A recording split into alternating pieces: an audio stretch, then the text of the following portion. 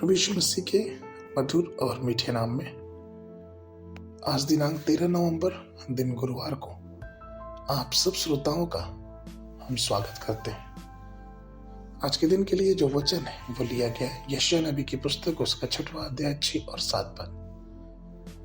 तब एक शराब हाथ में अंगारा लिए हुए जिसे उसने चिमटे से वेदी पर से उठा लिया था मेरे पास उड़कर आया और उसने उससे मेरे मुंह को छू कर कहा, देख इसने तेरे होठ को छू लिया है, इसलिए तेरा अधर्म दूर हो गया और तेरे पाप क्षमा हो गए।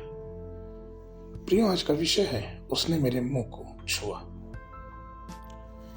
प्रभु ने यशायाह के मुंह को छुआ क्योंकि परमेश्वर की योजना और उद्देश्य के लिए ये जरूरी था। महान भविष्यवाणी करने के लिए और परमेश्वर की महिमा को प्रकट करने के लिए यशायाह के होठों को वेदी की आग से छुआ जाना जरूरी था। वह वेदी कलीसिया के क्रूस को प्रतिनिधित्व करती है और वो आग पवित्र आत्मा की अग्नि का प्रतीक है। हमें भी प्रभु अपने इस अग्नि से और अपने इस परमेश्वर की आत्मा से अभिषेक करना चाहता है। यहां तक कि सिर्फ ना यशायाह बल्कि यिर्मयाह को भी प्रभु ने छुआ। यिर्मयाह 1 अध्याय 9 और 10 पद कहता है,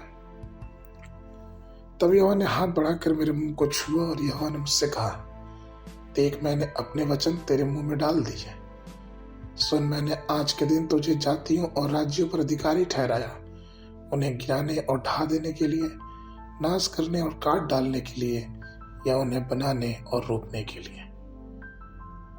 प्रियो, इसलिए बहुत जरूरी है कि हम अपने मुखों को, अपने व्यर्थ की बातों को छोड़ के प्रभु के हाथों में समर्पित करें, क्योंकि जिस चीज को परमेश्वर ने छुआ वो चीज परमेश्वर के लिए बड़ी हो गई। हम शाऊल के बारे में देखते हैं जिसको बाद में पौलुस कहा गया। उसकी आंखों को परमेश्वर ने छुआ और वो फिर से आध्यात्मिक सच्चाई को देखने लगा। हम देखते हैं किस प्रकार से प्रभु यीशु मसीह ने बीमारों पे हाथ रखे, कोड़ियों पे हाथ रखे, नाइम नगर की विधवा के बेटों को छुआ और वो जीवित हो गया। अर्थात प्रभु यीशु मसीह का स्पर्श एक बदलाहट को लेके आता है।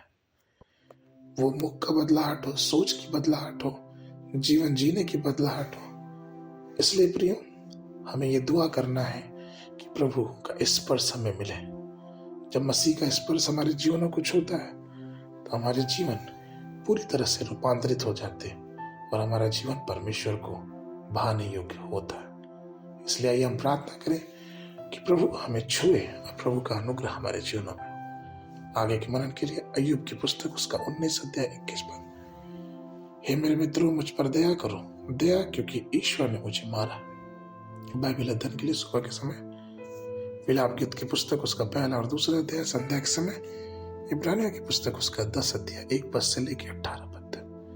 परमेश्वर आप सबको आशीष देवे।